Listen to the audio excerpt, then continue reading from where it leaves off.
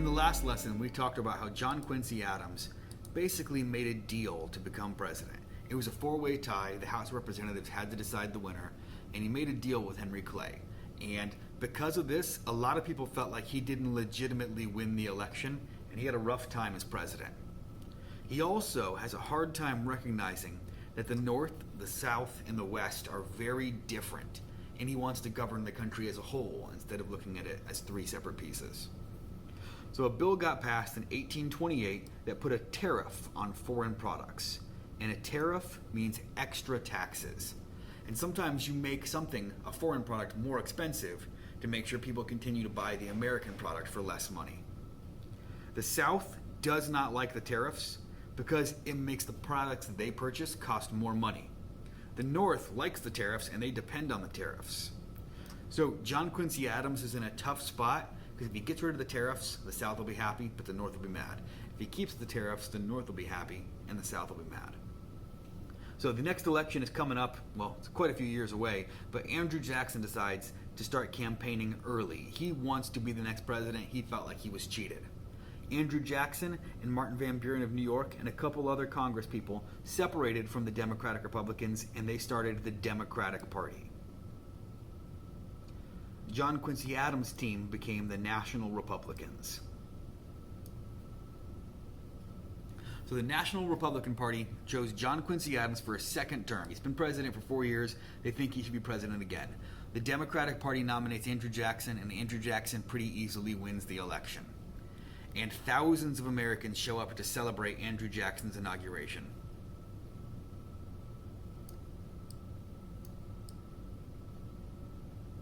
So Andrew Jackson embraced something called the spoil system. If you think about somebody who's spoiled, it means they get something they didn't deserve. And a spoil is also another word for like a reward or something you find. So when Andrew Jackson took office in 1829, he believed you needed no experience to work in the government. You just had to support him and be loyal to the party.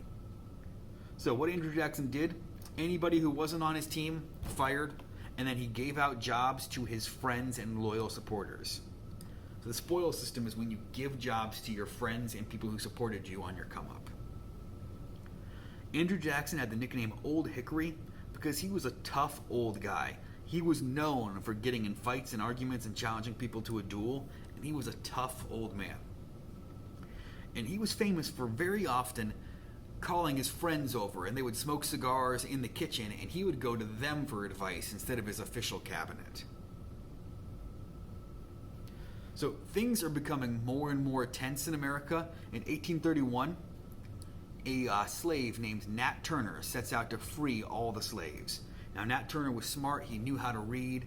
He had been a preacher, and he knew how wrong slavery was. So he and his followers killed about 60 slave owners and their families. So Nat Turner decided he was going to do something. Killed 60 slave owners and their families. And then what happens when Nat Turner is caught? He's hanged. And what happens is some people are so afraid that their slaves are going to do the same thing as Nat Turner that hundreds of innocent slaves were executed too. The revolt led by Nat Turner was one of the most serious revolts led by slaves, and one of the most serious revolts about slavery. It's starting to become obvious that slavery is not going to stay around peacefully, and there's going to have to be some changes. So the white people in the South realize that these slaves are not going to stay slaves forever. It's not going to be some easy thing to just keep people. Nat Turner gave the slaves the courage to fight against oppression. And oppression is when you hold somebody down or you stop somebody from succeeding. So the South and the West were very against the tariffs that John Quincy Adams had passed in 1828. It makes the stuff they need cost more money. The North relies on the tariffs to stay in business. And Andrew Jackson is in a tough place because there's no way to make everybody happy on this. So what he decides to do is, instead of getting rid of the tariffs, he lowers the tariffs. He thinks the lower tariffs will make the South happy and will not upset the North. Well, he's wrong. The South is disappointed. They want the tariffs gone. And the North is upset because now they are losing money. So instead of making everybody happy, now everybody's upset. So the tariff caused lots of problems, and Andrew Jackson's vice president, John C. Calhoun, found himself in a tough position. He's popular in the South, but with Andrew Jackson passing this tariff, the South is not happy with him. So what he decides, John C. Calhoun goes around telling people that a state can decide to nullify any federal law they do not agree with or is unfair. So what this basically means is the president made a decision and the vice president is telling people, nah, you don't have to follow that rule. So imagine how you would feel if you were the president and your vice president is going around telling people not to follow the rules that you have created. So people became furious, and Andrew Jackson is very upset about this, and he actually sends some soldiers to go and try to get John C. Calhoun.